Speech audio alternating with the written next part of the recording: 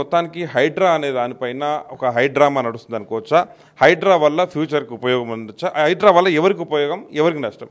So హైడ్రాను వ్యతిరేకిస్తున్న వాళ్ళంతా supreme court తీర్పును వ్యతిరేకిస్తున్నట్టు, పర్యావరణాన్ని వ్యతిరేకిస్తున్నట్టు. మనిషి మనుగడ పర్యావరణంతో ముడిపడి ఉంది. ఇష్టం ఉన్నట్టు ఇష్టారాజ్యంగా నా పార్టీ అధికారంలో ఉంటే నేను కట్టుకుంటా, నీ పార్టీ అధికారంలో ఉంటే నువ్వు కట్టుకో అంటే మొన్ననే 4 రోజుల కింద వయనాడు చూసిండ్రు. వయనాడులో ఏం జరిగిందో చూసిర్రు. ప్రకృతి కోపం వస్తే ఏం జరుగుతుందో మీకు అర్థం కావాలి. ఒక 2 ఏళ్ళు వెనుకకు పోయి చూస్తే మీకు ఉత్తరాఖండ్ కనబడుతుంది. కేదార్నాథ్ ఆలయం దగ్గర ఏం జరిగిందో కనబడుతుంది. కళ్ళ ముంగట 4, 5 అంతస్తుల బిల్డింగ్లు అట్లా నీళ్ళల్లో అట్లా కొట్టుకుపోతా ఉన్నాయి.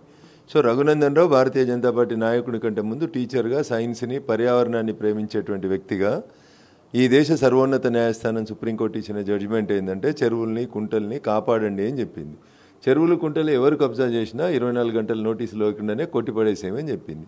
రఘునందన్ రావు దాన్ని సపోర్ట్ చేస్తుంటే మీరు ఏదో రేవంత్ రెడ్డి సపోర్ట్ చేస్తున్నాడు, కాంగ్రెస్ని సపోర్ట్ చేస్తున్నాడు, బీజేపీలో భిన్నవాదనలు ఉన్నాయని మా మీడియా మిత్రులు అత్యుత్సాహంగా పోతా ఉన్నారు. అందుకని మా జర్నలిస్ట్ మిత్రులకి నేను చెప్పేది ఏంటంటే ఇది రేవంత్ రెడ్డి వచ్చినాకనో కేటీఆర్ వచ్చినాకనో మొదలైన సమస్య కాదు.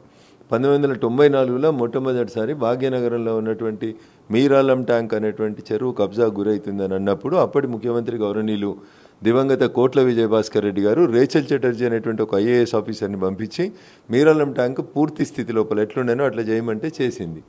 ఆ తర్వాత 1994లో ప్రారంభమైన దీని తర్వాత మళ్ళీ చాలా కాలం వరకు రాజకీయ పార్టీలు మౌనంగా ఉంటే 2006, 2007, 2008లో ఉమ్మడి ఆంధ్రప్రదేశ్ ఉన్నప్పుడే చాలామంది ఈ ఆంధ్రప్రదేశ్ హైకోర్టును ఆశ్రయించి చెరువులు, కుంటలు కబ్జా అవుతున్నాయని చెప్తే హైకోర్టు 2010లో ఒక జడ్జిమెంట్ ఇచ్చి లేక్ ప్రొటెక్షన్ కమిటీ అని ఒక కమిటీ నేమన్నది.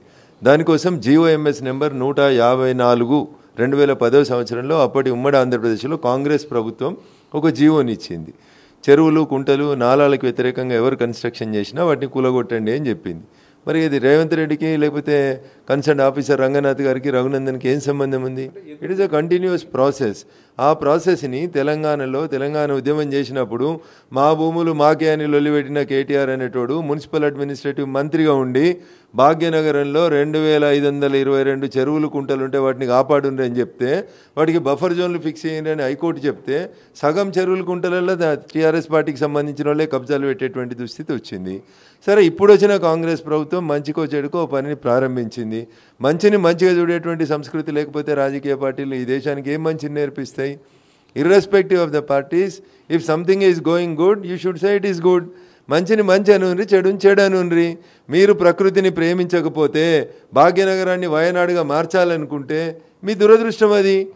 అర్ధగంట సేపు వాన పడితే మాన్యువల్స్ ఓపెన్ అవుతున్నాయి, నల్లాల మూతలు ఓపెన్ అయిపోతున్నాయి.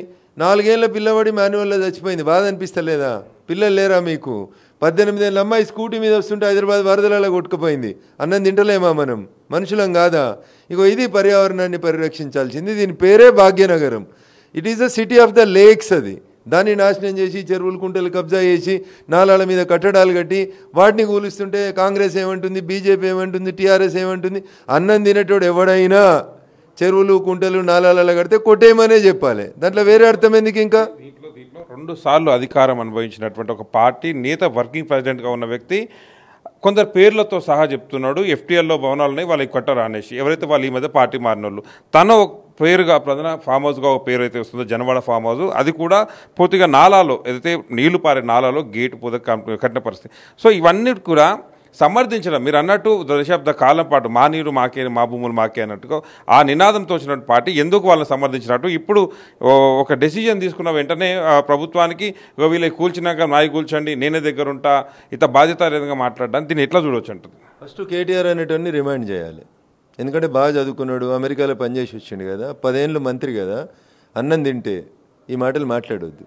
సిగ్గుతో తల వంచుకొని చార్మినార్ పైకెక్కి కింద దూకి నా 10 ఏళ్లలో భాగ్యనగరంలో చెరువులు, కుంటలు కబ్జాలైనాయి, బీజేపీ వాళ్ళు, బీఆర్ఎస్ వాళ్ళు, కాంగ్రెస్ వాళ్ళు, ఎంఐఎం వాళ్ళు కడుతుంటే నేను గుడ్డిగాడిదల పనులు వచ్చిన తెలివి తక్కువ వెధవని నేనని తనని తాను పనిష్మెంట్ వేసుకొని ఇలా చెల్లె బయటకు వస్తుంది కదా. అన్నవై శ్రీకృష్ణ జన్మస్థానంలో కూర్చోవాలి. భాగ్యనగరాన్ని 10 ఏళ్ళు నాశనం చేసినందుకు. అది లేక ఇంకా పొంగులేటి దిగులగొట్టు, జీవన్ రెడ్డి దిగులగొట్టు, రఘునందన్ దిగులగొట్టు, నీ మీదకి ఇటాచి ఎక్కిద్దుంటే నేను ఆ పొజిషన్లో ఉంటే అదృష్టవంతుని అట్లా. కాబట్టి ఈ don't have any ethical values. వాడికి ఏమైనా విలువలు అంటుంటే, మంత్రిగా పనిచేసినటువంటి అనుభవం అంటుంటే ముందు పోయా జన్వాడ ఫామ్ హౌస్ కూర్చో కూలగొట్టి మాట్లాడాలి.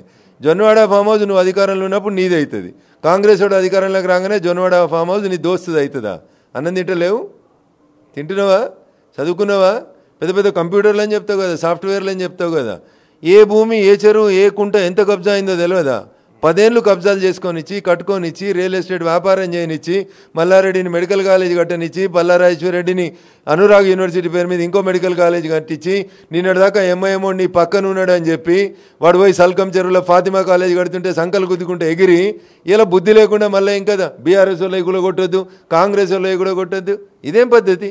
వాళ్ళ గులగొట్టినాక నాది గులగొట్టుడైంది. నువ్వు తెలివి ఉన్న రాజకీయ నాయకుడు అయితే ముందుగా నీ కన్స్ట్రక్షన్ గులగొట్టు జన్వాడ. నువ్వు ఇదైతేంది, నీ దోస్తుది అయితేంది, కూలగొట్టి నలుగురికి ఆదర్శంగా నిలబడు. యువరాజునని చెప్పుకుంటావు కదా, కాబోయే రాజునని చెప్పుకుంటావు కదా, ముందు మన నలుగురికి ఆదర్శంగా నిలబడండి కేటీఆర్ గారు. అంటే బీజేపీ స్టాండ్ ఇది మొత్తంగా దీని మీద మీరు స్వాగతిస్తున్నారని చెప్పారు. కాకపోతే ఇది పులిమిర స్వారీ లాగానైనా రేవంత్ రెడ్డికి ఉండే అవకాశం ఉందా? ఇది మీరు అన్నట్టు గతంలో మాజీ ముఖ్యమంత్రులు అందరూ తీసుకొచ్చినట్టు ఇంప్లిమెంటేషన్ అయింది, కానీ ఎందుకు జాప్యం జరిగింది? ఇప్పుడు రేవంత్ రెడ్డి దీన్ని ముందుకు తీసుకొచ్చిన పరిస్థితి, దీన్ని స్వాగతిస్తున్నారు పార్టీలకు అతీతంగా. కానీ ఇది పులిమిర స్వారీ లాగానైనా కేవలం ఇంకా ఈ రంగనాథ్ ఇవన్నీ కూడా 3-4 ముచ్చట్లు ఉంటాయి. హైడ్రా కేవలం హైడ్రామాగానే ముగిసిపోయే అవకాశం ఉన్నదా? దీని కొనసాగింపు కావాలంటే ఏం చేయాలి?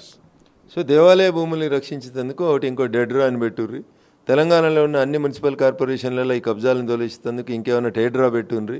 దీన్ని 3 రోజుల ముచ్చటగా వేస్తే రేవంత్ రెడ్డి అనేటువంటి ఇల్లు కూడా గులగొట్టే పరిస్థితి వస్తుంది ఏదో ఒక రోజు. కాబట్టి అట్లాంటి పరిస్థితి తెచ్చుకోకుండ్రి. జనంకి ఏది నచ్చుతుందో, జనం ఏది మెచ్చుతారో దాన్ని కంటిన్యూ చేయండి. Don't bring parties into this one. ఎవరైనా టీవీ ఛానల్ ఓనర్ కూడా ఎక్కడన్నా ఎఫ్టీఎల్ ఉంటే బంగ్లా ముందుగా అది కూడా గులగొట్టేసేయరి.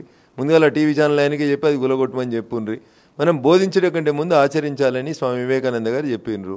మనం లీడర్లమి, ఈ డెమోక్రసీ నడిపేటోళ్ళం, నలుగురికి ఆదర్శంగా ఉండాల్సిన వాళ్ళం. మనమే తప్పు పనులు చేస్తే ఎట్లుంటుంది మహేందర్ అన్న? కాబట్టి దిస్ ఈజ్ వెరీ అన్ఫేర్. పులి మీద స్వారీ చేస్తున్నాం. ఇవన్నీ టీవీలలో స్క్రోలింగ్ల కోసం, బ్రేకింగ్ల కోసం, ఇలా గాంధీ జయంతి, ఇడ్లీ తినాలన్నా, చికెన్ తినాలన్నా తెలియని వాళ్ళు, జనంతో గుర్తించబడిన వాళ్ళు ఏది పడితే అది మాట్లాడుతూ ఉంటారు. గా మాటలకి ఎందుకన్నా ఇంపార్టెన్స్? మాట్లాడినా అట్లే నోటికి ఏది వస్తే అది మాట్లాడతాడు. హైడ్రా కంటిన్యూ అయితే మాత్రం నిజంగా భావితరాలకు ఉపయోగపడేటువంటి పంట, దాంట్లో ఎటువంటి అనుమానం లేదు. ఏది గడిచినది ఈ స్టేలు తీసుకురావడము ఇవన్నీ కూడా నాగార్జున ఇన్కన్వెన్షన్ స్టే తీసుకొచ్చిండు హైకోర్టు నుంచి అన్నారు. నిలబడతారా? స్టే రాలేదు అంటున్నా. మీ అనవసరమైన తొందర మీడియాకి. అక్కడ జడ్జి ఏం చెప్పిండో మీకు అర్థం కాకముందే ఇక్కడ ఇన్కన్వెన్షన్ మీద స్టే అనే ఎత్తారు. ఏమి ఇచ్చింది స్టే? ఆర్డర్ కాపీ తీసుకురాపో నేను చెప్తా, ఏం రాసిరో జడ్జి గారు చెప్తా. ఆ రోజు కూడా ఇట్లా ఏదో మాట్లాడినారు. సుప్రీంకోర్టు కూలగొట్టమని చెప్తే హైకోర్టు స్టే ఇస్తుందా? ఢిల్లీలో ఉన్న దేవస్థానం లాంటి ఒక కోర్టు, ఈ దేశానికి సర్వోన్నత న్యాయస్థానం సుప్రీంకోర్టు అన్న. సుప్రీంకోర్టు కూలగొట్టమన్నది, కూలగొట్టమన్నాక హైకోర్టు స్టే ఎట్లా ఇస్తుందన్న? ఏడ స్టే ఇచ్చిందన్న? ఇన్కన్వెన్షన్ మీద స్టే ఇచ్చిందా? స్టేటస్ కో ఇచ్చారు. చెత్త మీరు ఎత్తకురు అంతటే ఎత్తిపిద్దామని చెప్పారు. గట్లా ఎవడు కట్టిండో వాంతోటే ఎత్తిపిద్దామని చెప్పింది. That is called status quo. Status కోని తీసుకొచ్చి మీరు స్టే వచ్చింది అని బ్రేకింగ్లు ఎత్తారు. ఎందుకే అన్యాయం చేస్తారు జనానికి? నేనేం చెప్తున్నా, ఎర్ర జెండా, పచ్చ జెండా, ఆకుపచ్చ జెండా, 3 రంగుల జెండా, 4 రంగుల జెండా, 2 రంగుల జెండా, ఎవరున్నా, TV owner, channel owner, cinema హీరోలు, బ్యూటీషియన్లు, ఎవరున్నా, irrespective of the parties, caste, creed, race, region, religion, ఎవడైనా సరే నాలా కడ్డంగా, చెరువు కడ్డంగా, కుంటలలో ఏమైనా కడితే దయాదాక్షిణ్యాలు లేకుండా కొట్టేయండి. రంగనాథ్ గారు మీకు ఏమైనా తక్లీఫ్ వస్తే చెప్పుర్రి, కోటేసుకొని వచ్చి నీ తరఫున వకాలత్ ఫ్రీగా చేస్తాను కూడా రంగనాథ్ గారికి ఈ సందర్భంగా మీ పార్లమెంట్ పరిధిలో అమీన్పూర్, ఈ అమీన్పూర్లు మాత్రం చెప్పనక్కర్లేదు. వర్షాకాలం వస్తే మొత్తం నదులు తలపిస్తాయి. ఆ నదుల్లో వచ్చినాయి కాబట్టి మరి ఇప్పుడు ప్రక్షాళన దిశగా మనం ముందుకెళ్తుందా? పటాన్ చెరువు అతీతము, అమీన్పూర్ ఇంకోటి ఇదేం లేదన్న. రాగద్వేషాలకు అతీతంగా చెరువులు కుంటల్ని కాపాడుండ్రు. దాంట్లో పటాన్ చెరువులో బంధం కొమ్ము ఉంది, ఇదేంది పటాన్ చెరువు, సాకి చెరువు ఒకటి ఉంది, ఇక్కడ రామసముద్రం చెరువు ఒకటి ఉంది. ఇట్లా చెరువులు ఏవైతే ఉన్నాయో వీటిని అన్నింటినీ ప్రొటెక్ట్ చేయమని అడుగుతున్నా. శంభుని కుంట ఉంది, బంధం కొమ్ము ఉంది, అమీన్పూర్లో చాలా కుంటలు ఉన్నాయి. అసలు పటాన్ చెరువు అది, దాని పేరే చెరువు. దాని ఊరు చుట్టూ చెరువులు ఉండాలి. చెరువుల్ని తిరిగి పునరుద్ధరించండి అని అడుగుతున్నాం. దానికి ఎట్లాంటి భయపడాల్సిన అవసరం లేదు. నా పార్లమెంట్ అయినా, నీ పార్లమెంట్ అయినా, ఈ దేశంలో ఏడు అన్యాయం జరిగినా రఘునందన్ అనేటోడు గొంతు వినిపిస్తాడు, పేద ప్రజల పక్షాన నిలబడతాడు. సరే, మొత్తానికైతే మీరు స్వాగతిస్తున్నారు అనుకోవచ్చు. మరి ఇప్పుడు ఓవైసీ కట్టిన దాన్ని బీజేపీ అదిలా చూస్తుంది కదా, మీ పార్టీని అంటేనే ఆయన ఒంటి కాలు మీద వేస్తారు. అటువంటి వ్యక్తి పూర్తిగా తప్ప నన్ను కాల్చండి, సో అవసరం ఒకటి నన్ను నా తూటాలతో నన్ను కాల్చండి కానీ దాని జోలికి వెళ్ళొద్దు అంటున్నాడు. ఇది బ్లాక్మెయిల్ అనుకోవచ్చా లేకపోతే ఇంకేమైనా ఓవైసీది? సో రేవంత్ రెడ్డి గారిని అడగాలి ఈ ప్రశ్న. మీరు నన్ను అడిగితే సమంజసంగా ఉండదు. ఇప్పుడు నేను అడిగిన అనుకోండి, మీరే అంటున్నారు మిమ్మల్ని వ్యతిరేకించేటోడు అని అంటున్నారు. ఆయనకు నాకు ఏం పంచాయతీ ఉంటుంది చెప్పు? ఆయన చేసే పని సరైనది కాదని మేము చెప్తాం. ఆయనకు అది నచ్చదు. సిద్ధాంతపరంగా ఐడియాలజికల్ పరంగా ఈ దేశంలో 6,500 పొలిటికల్ పార్టీలు ఉన్నాయి. ఎలక్షన్ కమిషన్ దగ్గర గుర్తించబడ్డాయి. అందులో ఎంఐఎం ఒక పార్టీ.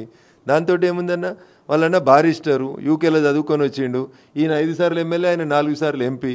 నిజంగా మళ్ళీ చెప్తున్నాయి, ఇందాక కేటీఆర్కు వాడిన పదాలే ఎంఐఎం వల్ల కూడా వాడాల్సినవి.